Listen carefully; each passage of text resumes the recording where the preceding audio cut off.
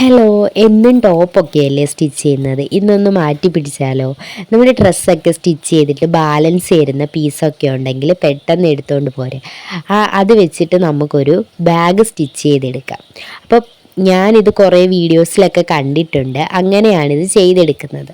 അത് കുറച്ചും കൂടെ വലിയ പീസായിട്ട് കട്ട് ചെയ്താലും കുഴപ്പമില്ല. എൻ്റെ കയ്യിൽ അത്രയും മെറ്റീരിയൽ ഇല്ലാത്തത് കൊണ്ടാണ് ഇങ്ങനെ കുഞ്ഞു കുഞ്ഞു പീസായിട്ട് കട്ട് ചെയ്തെടുക്കുന്നത്. പിന്നെ അകത്ത് കൊടുക്കാൻ വേണ്ടിയിട്ട് ഒരു മെറ്റീരിയലും കൂടെ എടുത്തിട്ടുണ്ട്. ഇത് കുറച്ച് കട്ടിയുള്ള ഒരു മെറ്റീരിയലാണ്. അപ്പോൾ ഇത് വെച്ചിട്ട് നമുക്കൊരു പേഴ്സ് കുറച്ച് വലിപ്പത്തിൽ ചെയ്തെടുക്കാം. നമ്മൾ ബ്യൂട്ടി പ്രോഡക്റ്റൊക്കെ ഇട്ട് വെക്കാൻ പറ്റുന്ന രീതിയിൽ. അപ്പോൾ ഇതാണ് ഫൈനൽ ലുക്ക് വരുന്നത്. എങ്ങനെ ഉണ്ടെന്ന് ഉറപ്പായിട്ടും കമൻറ്റ് ചെയ്ത് പറയുക.